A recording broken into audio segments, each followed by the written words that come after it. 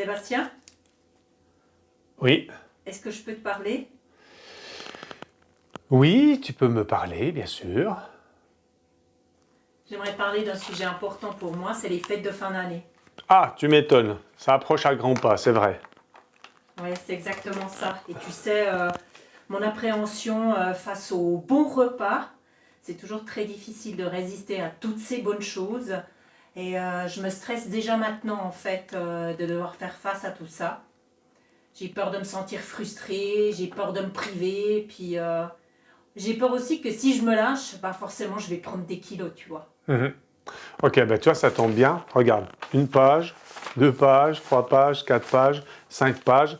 Et je travaille justement sur, alors que les périodes de fête approchent avec son lot de repas appétissants, plus riches les uns que les autres, voilà, pouvoir venir en aide aux personnes comme toi qui se disent, mais qu'est-ce que je vais bien pouvoir faire cette année pour pas prendre de poids ou me sentir tout simplement bien, parce qu'en fait, je suis pas sûr que la prise de poids soit vraiment un problème, parce que lorsqu'on va manger 2, 3 jours de façon plus grasse, plus copieuse, hein, de façon voilà plus riche, on va pas prendre 3 kilos de gras comme ça sur l'espace de 3 jours. On va faire de la rétention, hein, donc c'est de l'eau qui va s'en aller les quelques jours suivants, mais c'est surtout en fait au niveau de sa santé, au niveau de son système digestif, mais comment on va se sentir avec le foie qui note des signes de faiblesse, avec un système digestif pas tellement performant, et on arrive comme ça avec nos gros sabots pendant les fêtes de fin d'année, avec ces repas copieux, riches et puis interminables, avec un système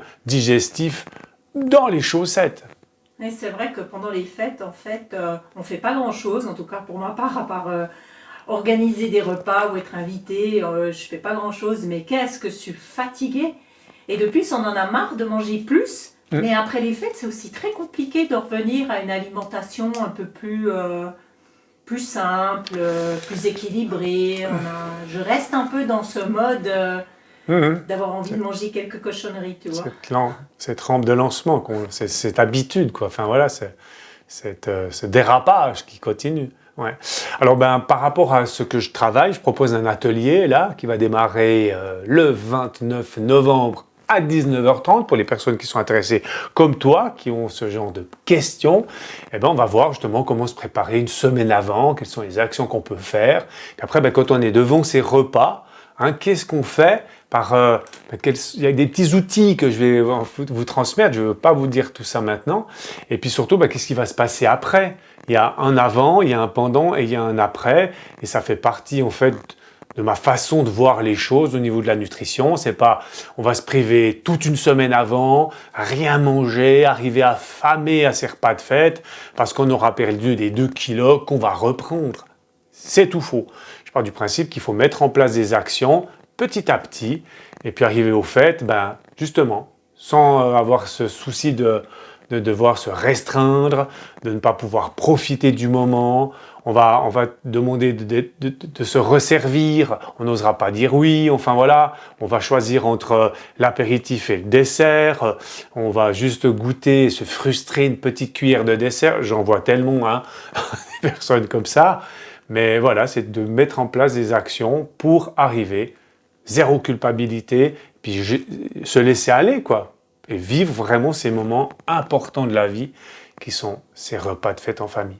C'est intéressant que tu parles de culpabilité parce que quand je me décide finalement de me lâcher, de me faire plaisir pendant des repas comme ça, je suis très vite rattrapée par la culpabilité parce que je m'en veux de me laisser aller, je m'en veux d'avoir trop mangé.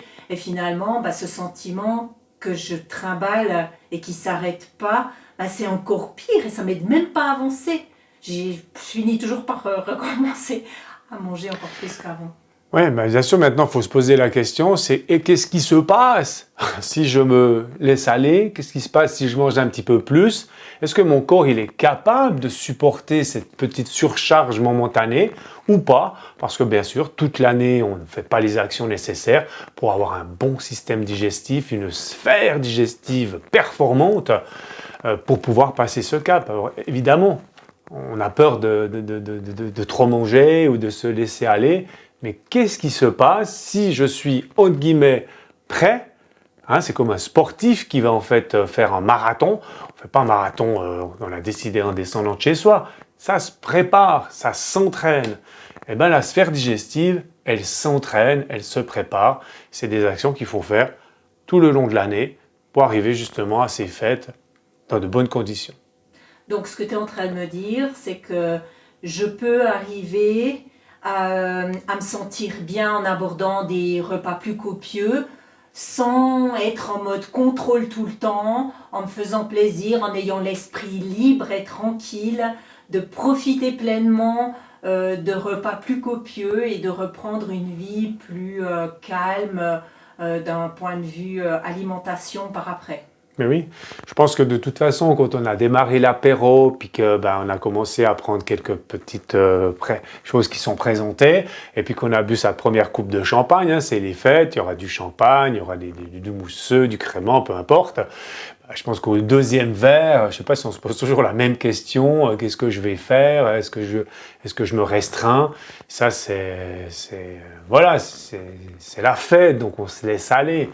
Enfin, je vois la chose, comme je viens de le dire, c'est de se préparer, puis d'être prêt physiquement. D'être prêt physiquement, ça veut dire d'être prêt au niveau de son système digestif pour pouvoir passer justement ces fêtes sans se poser des questions. Je ne vais pas supporter, je vais avoir je sais pas, une crise de foie, je vais mal digérer, je vais être constipé, enfin ce genre de choses. Mais maintenant, du coup, tu parles de préparation une année avant. On y arrive là au fait, donc j'aurais pas pu me préparer une année avant. Alors je comprends bien, mais ça c'est pour les personnes par exemple qui me suivent depuis des années, je les prépare à ce genre de choses.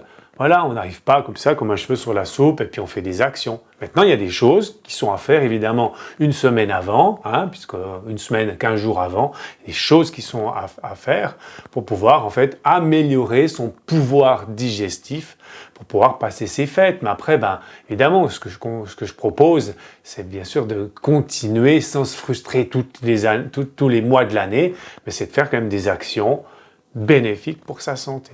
Ça commence par le choix de ses aliments, des endroits où c'est qu'on va acheter nos aliments, de la manière qu'on consomme, est-ce qu'on est rythmé par rapport aux saisons, est-ce qu'on est plus tenté à une alimentation industrielle, une alimentation simple. Voilà, c'est ma façon de voir les choses. Est-ce que tu peux me parler justement de ta formation, là, de ton atelier en nutrition? Qu'est-ce que tu vas proposer exactement? Je vais en fait aborder qu'est-ce qu'on doit mettre en place, qu'est-ce qu'on pourrait faire, des petits réglages une semaine avant. C'est pas on va faire des jeûnes, on va pas s'affamer, on va pas faire des choses extrêmes une semaine avant, mais des petits réglages. Puis après, qu'est-ce qu'on va faire quand on est devant ces assiettes? Quelles sont les actions qu'on peut faire hormonalement, c'est-à-dire quelles sont les hormones qu'on peut élever en fait pendant ces soirées, pendant ce temps qui s'écoule devant ces repas, pendant les repas de fête, quelles sont en fait ces hormones qu'on peut favoriser au détriment des autres, et ça passe par le choix en fait des aliments qu'on va choisir dans toute cette diversité, en prenant bien sûr déjà ce qui nous plaît, ce qui nous fait envie pour répondre à un besoin. On doit répondre à un besoin, donc on ne va pas prendre exprès des vieilles tomates sous serre cerises alors qu'on n'en a pas envie, et puis qu'on voit, je sais pas moi, une jolie sauce avec du céleri, ou je sais pas, ce qui pourrait davantage vous faire plaisir, ou une flûte, une flûte torsadée avec des épices dessus. J'ai plutôt envie de manger ça que ce radis ou que cette tomate qui est sous serre sans goût, quoi. Voilà, d'abord se faire plaisir, mais voilà, ce sera toutes ces choses-là qui seront abordées. C'est comment justement appréhender et comment je peux démarrer mes repas, apéritifs, repas, plusieurs plats, les desserts, mais de pouvoir justement rehausser et maintenir un bon taux de certaines hormones qui va vous amener en fait plus rapidement à être rassasié. Donc moi je vous donne rendez-vous pour les personnes qui nous regardent le mardi 29 novembre à 19h30. Vous pourrez cliquer sous un lien quelque part sous cette vidéo pour pouvoir aller sur mon site internet, prendre votre billet. Voilà, allez, prenez vos billets, c'est ce que je dis quand je fais mes cours aussi en extérieur. Allez, à bientôt, ciao!